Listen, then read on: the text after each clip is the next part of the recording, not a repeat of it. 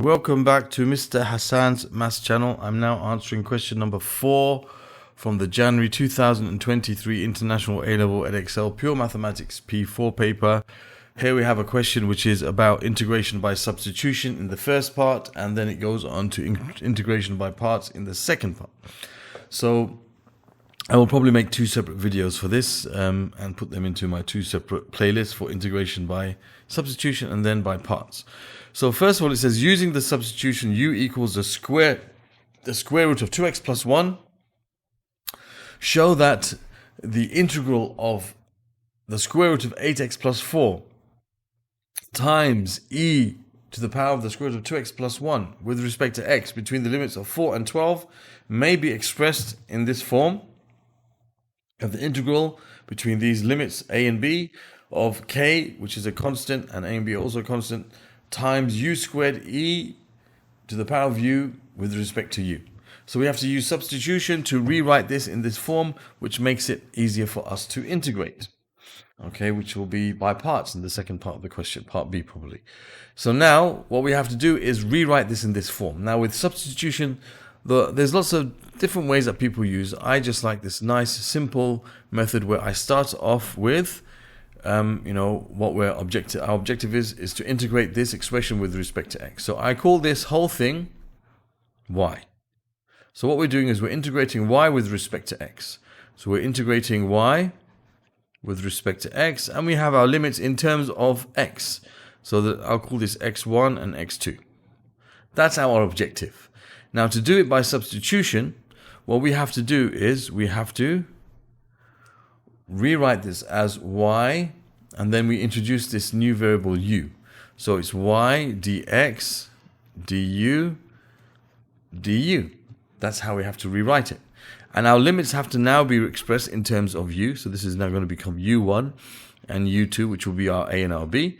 And all the terms in here have to be expressed in terms of u, not x, because we have to integrate with respect to u. So now what I'm going to do is I'm going to write down what we have as it is first. So I have 4 and 12. So I'm writing this down as it is. I have the square root of 8x plus 4. Now what I'm going to do, before I write this down, I'm going to just take out 4 as a common factor, just to make a start on what we have to do. That's going to be 2x plus 1, which is something it's kind of familiar. It's going to help us. Okay, times, don't forget this, e to the power of the square root of 2x plus 1 dx. Okay, so as I said, all of this is our y. All of this is our y, and we have to express it in terms of u.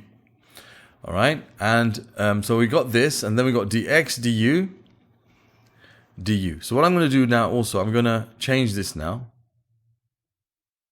Okay, now this has to be in terms of u. So I'll call this u2 and u1. Why? Because I've put du there, and all of this has to change as well. We have to change it all in terms of u before we can start integrating. Now that becomes very easy now, because we know that u is equal to, as they told us, the square root of 2x plus 1.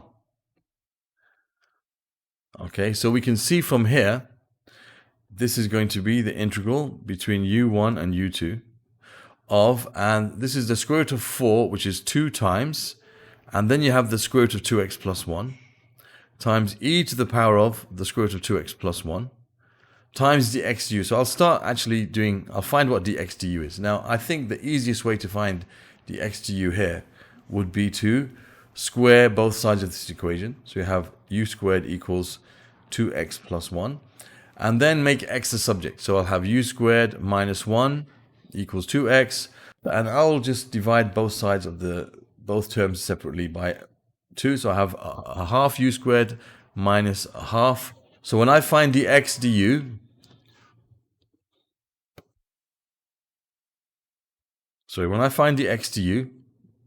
I'm going to get 2 times a half, which is 1, times u, which is going to be just u. Okay, so now we have dx du. All right, so now anywhere where I see the square root of 2x plus 1, I can replace it with u. So this and this, I can replace it with u. Sorry, and I have at the end here, of course, the du, which I forgot to write. Okay, so that's y, and then you have dx du. Sorry, what am I doing? That's y, and then I forget this is dx du. Now dx du now is u. All right, so I'll just write it like this for now, and du. So now I'm going to replace the dx du with u, and these places with u as well, right? Because dx du is equal to u, and the root of 2x plus 1 is also equal to u. Right, so now I can say that this is going to be equal to, I can write the 2 on the outside if I want, the integral of u1. And the other thing I can also do, before I write the next step, is find what u and u1 and u2 are. So I can say u1 is when x equals 4. Okay, that's when x equals 4. And I know that u is equal to the square root of 2 times 4 plus 1. That's 2 times 4, 8 plus 1, 9. The square root of 9, positive square root of 9 is 3. So I know there's going to be a 3 here. Okay, and u2 is when x equals 12. So I'm going to put here u2 equals the square root of 2 times 12 plus 1. That's 24 plus 1, which is 25. Square root of 5, 25 is 5. So I'll put 5 up here. And I'm going to have u times e to the power of u times dx du is u du. So we end up with u times u, which is u squared. So we have 2 times the integral between 3 and 5 of u squared times e to the power of u du, which I think is what we had to show. They just wrote the 2 inside. There's no problem with that. So basically that's, I like to write the constant on the outside, but it's the same thing if you write it on the inside. Okay, so this is what we had to show. Okay, now for part B from this January 2023 International A-Level Edexcel paper. This is Pure Mathematics P4, and this is integration by parts, and it's related to part A. We have already used substitution in part A to rewrite this integral in the form given here. Now we are going to use integration by parts to integrate this. Now, it doesn't tell us to use integration by parts. It says by using algebraic integration. So we got to figure that out ourselves, how to integrate this. Now, some people say, how do you know we can't use recognition or reversing the chain rule?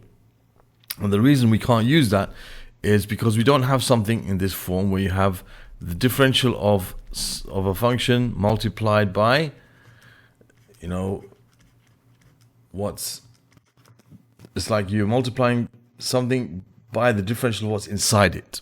Okay, so you say you have g f of x. This is the function inside the function g. Multiplying that whole function is a differential of what's inside the function. And that is something you can use, you can reverse the chain rule for, which there's some videos I have on these, especially in the P3 material. Right? This is a case where, for example here, what's inside the function EU? Well, it's u. If you differentiate u, you get 1. Right? If you do it with respect to u, you get 1. So outside you got 2u squared, which is not the same order as 1. Right? If it was any other constant, okay, we could use that. And here we have u squared. So inside the function here, we have the main function something squared. Inside it is u. The differential of u is 1 again. So we don't have something of the form. If I differentiate the u, I don't get e to the power of u. If I differentiate this u, I don't get u squared. So it's not a function within a function. So we can't use the reverse of the chain rule. We have 2 separate terms multiplied together. 2 separate functions multiplied together. Okay, 2 separate functions multiplied together. So we got to use integration by parts. Okay, so the way I like to set it up is I always like to write my constant outside. So I'll write the 2 outside, and I've got u squared times e to the power of u. Integrate that with respect to u. Now there's different methods can be used. I mean, basically integration by parts, as you see in the formula book, if you want to integrate something, you have to write it in the form u dv dx equals, and you say uv minus the integral of, it's going to be v du dx. All right. So you basically have your u and you have your dv dx. Underneath that, you write your v dash, and underneath that you write your v. So it's this multiplied by that minus this multiplied by this. Basically, this is like du dx, you could say. All right. So this multiplied by that minus the integral of these 2 multiplied. Okay, that's the basic formula for integration by parts. Okay, now there is a very nice, easy simple method of laying this out, or the DI method, which is basically the same thing, but just the way it's laid out makes things a lot easier to deal with. So I'm going to show you how to use that method and this method as well. Okay, they're both the same method basically. It's just writing out things in a slightly different format. That's all it is. But it's actually makes life a bit easier the other way, as you'll see when I show you that way. Right. So I'm going to show you both ways. One of my students, Mr. Mihyar, from the A-level students this year, he's one of the students who first actually showed me this method. He says, "Look, sir, look how this." How does this work? And this seems to work and everything. So we looked at it and we see it's basically the same thing as this, but just set out in a nice kind of easy format. So, thanks to Mihyar and also other students who have mentioned it in the channel, can we use this method? And if you notice in the mark scheme, they actually mentioned this method, right? They don't show the method, but said you might see variations of the chain rule of the integration by parts, including the DI method, they call it. So it's perfectly fine to use it because it's basically the same thing, just the format of writing it out is different, as we will see. So let's first start with using our normal kind of way of doing things, and then we'll show you the other method, and then you can decide what you prefer to use. Now, in either case, you have to decide which one of these terms is going to be the one that you differentiate, and which of these terms is going to be the one that you integrate. Okay, so this is going to be u and dv du because we're integrating it with respect to u, right? So one of them we have to differentiate, so you're going to have like the u du, and this is going to be v. So the one that we differentiate should be the one that breaks down easily, that comes something simpler, so that in the end you won't have to keep going on and on, right? So in that case, it's u squared, because u squared is going to become 2u when you differentiate it. It's becoming simpler. Now e to the u doesn't change at all. It doesn't change when you integrate it. Neither if you differentiate, it won't change because it's the same thing. Integrate e to the power of u, stays the same. Differentiate it, stays the same. There's nothing in there as well to use the chain rule for. So that's it. That's how we can start off this question. Okay, but we can see there's going to be another level that we have to do. So this is going to be 2 times. Now I'm going to integrate this. I'll put my bracket to keep this separate from there. I'm going to multiply this with that. So it's going to be u squared times e to the power of u. Then I'll take away the product of these two. So I'll take away the product of 2 times u times e to the power of u. So I'll write the 2 outside the integral sign. I'll have u e to the power of u, and that's integrated with respect to u, and I have to put my limits. Now remember, the limits are 3 and 5. I forgot to write them here. So I've got to put the limits here, 3 and 5. Okay, those are the limits that we're going to put in at the end when we finished everything. We haven't quite finished because we have another layer to go. So we're going to continue here. So I'll call this now I'm going to call u, and dv du, I'm going to call it e to the power of u. So here du is going to become 1, and v is going to stay e to the power of u. So again, now what I'm dealing with this part here. That's what this is all about now, this part. Okay, so like the second layer of integration by parts. So now this is going to become 2 times, I have u squared e to the power of u minus 2 times, now when I integrate this, I'm going to have u times e to the power of u minus the integral of e to the power of u times 1 with respect to u. And there's my limits at the end for everything.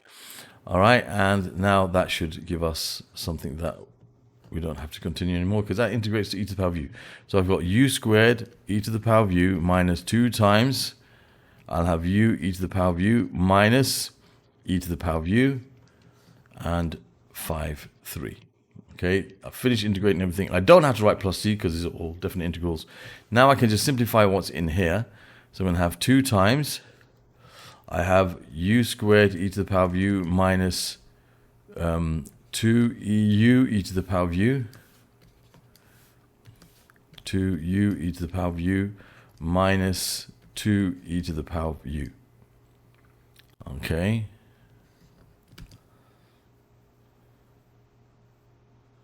That's going to be plus, sorry. Minus times minus is plus. Be very careful about this. Yeah, that's going to be plus 2e to the power of u, and the limits are 5 and 3. All right, so that gives me now, I'm going to put the values in. I have 2 times, put 5 instead of u, I'm going to get 25. So u squared 25 e to the power of 5 minus 2 times 5, which is 10 e to the power of 5. And I have plus 2 times e to the power of 5 minus, and then I'm going to subtract from that when I put 3 in here. So I have u squared, which is 9 e to the power of 3 minus 2 times 3, which is 6 e to the power of 3 plus 2 e to the power of 3. And that should give us my answer. Let me simplify this a bit. 25 minus 10 is 15, plus 2 is 17, so that's 17 e to the power of 5. And I've got minus, this is 9 minus 6, which is 3, plus 2, which is 5, that's 5 e to the power of 3. So in the end, my answer comes out as 34 e to the power of 5 minus 10 e to the power of 3. There's my answer. I could have left it like this, factorized, but factorizing is not simplifying, and both of them are the same. I've just expanded it. So there's my answer, and we have to give the answer in simplest form. Okay, the exact value of. Okay, good. So we got to find the exact value of, so we have to leave it in terms of e in its simplest form, combining all the like terms. Right, so there's our answer for part B of this question. Now, we could have got to the same stage as this, okay, using a different method. All right. We could have got to exactly the same stage as this using a different method called the DI method, which I'm going to show you in a minute. But first, before I do that, I'm going to show you how our answer here is the same as the answer to the original question, just to be sure that we've done it right. So what I'm going to do is I'm going to take my calculator. I'm going to put the numerical integration function, this one here. I'm going to just type in exactly what we have there. So it's 8, and we use the button here for x. And this calculator, use that button, plus 4. Whoops, plus 4. And then come out of that sign, come out of the square root. Then you've got to e to the power of something. So I'm going to press shift and this button here, that's e to the power of something. And what is the something? It's the square root of 2x plus 1. 2x plus 1. Okay, so that's the function inside. Now we've got to put the limits. There's 4 in the bottom limit, and there's 12 in the top limit. Now, it's not going to give me the answer in exact form. It's going to give me the decimal answer, which is 485.19. All right, so what I'm going to do now is I'm going to find out what the value of this in decimal, and it should be exactly the same as that if we've done everything right. If we haven't, then we've made a mistake somewhere. So that's a good way to check when you don't have the mark scheme, which you don't have when you're doing the real exam, right? There's a good way of you checking without the mark scheme whether you're correct or not. So what I'm going to do now is I'm going to put 34 e to the power of 5 minus 10 e to the power of 3, press equals. And you see it's exactly the same thing. That gives you this answer, and that gives you exactly the same answer. Okay, so we know that we're correct. We know this is the correct answer. All right. Of course, you can't just write down. You won't be able to write down this anyway, because in the calculator, when you've done this, that's what you won't give you. It won't give you this form. It will just give you this answer. As you write that down, they'll know you just put that in your calculator. All right. That's why you should make sure you show your steps into the answer. Now, as I mentioned, I'm going to show you how to do the same thing using what's called the DI method. And if you look at this, it's kind of like set up in that way, the way I've done it here, but it's a bit easier to do it in this way. So what I'm going to do here, I've got the same question. I want to integrate this with respect to u. We have the integral of, I'll do the same thing first. I'll say 2 times the integral of u squared times e to the power of u du between 3 and 5. All right. So I'm going to now write d and I. And I'm going to decide what I'm going to start differentiating and what I'm going to start integrating in the same way. So I know that u squared is what I should start differentiating, and e to the power of u is what I have to integrate. So if I differentiate u squared with respect to u, I get 2u. I keep going until it becomes 0. Then 2u, integrate, I'm going to get 2. And then differentiate, I'm going to get 0. So they're all differentiated. Differential of u squared with respect to u is 2u. 2u with respect to u is 2, and 2 becomes 0. It's a constant. And you integrate this, well, it's just going to stay the same. So you keep writing it down until you got to the same zero stage. All right, it's just going to be the same thing. All right, if it changed, of course, you'd integrate it. As it integrates. Now, all you do now here, you put plus, minus, plus, minus. You just alternate the signs. Okay, so you're going to multiply these two together. So your answer is going to be u squared times e to the power of u. And then you're going to multiply these together. So you're going to have plus this. So it's going to be minus 2u. And there's a 2 outside that we had from here. 2u times e to the power of u. And then this times this. And that gives you plus 2e to the power of u. And our limits are 5 and 3. And that's it. You see, that's exactly where we got to by this stage over here. It's exactly the same thing. If we compare this to this, it's exactly the same thing, except we've got there in a much easier, more systematic kind of way. So I would highly recommend using this method, and it is acceptable to the examiners, as it mentioned in the examiner's report. In the mark scheme, as I mentioned, it's in the mark scheme. So if you look at the mark scheme for this particular question, question 4, I mean, it shows you the traditional method of integrating it. However, it mentions here in part B, okay, if you look here, it says, note, you may see different ways of presenting the application of parts, e.g. DI method. That's exactly what I just showed you. So this is perfectly acceptable, all right? That is a different way of presenting the application of integration by parts. So it's basically the same thing as integration by parts. It's just a different way of presenting it. It's a more kind of like you could say user-friendly way of presenting it, that's all. Okay, so it's perfectly fine for you to do this. And of course, the rest of this answer is going to be the same as, what we've done here. Okay, once we got to this stage, the rest is going to be the same. So it'll be the same answer in the end if you did everything properly. But to get from there to the answer, it's just like one step you have to write down in terms of this, but you're working out is all shown in this. It's a very nice, neat method. So I would highly recommend that we use that method, this method. I'm going to start using this method from now on myself. And, I think by the time this video comes out, I'm not allowed to upload this video until a bit later on because it's January 2023. So probably for the students taking the next exam in next January, I might be able to have this ready.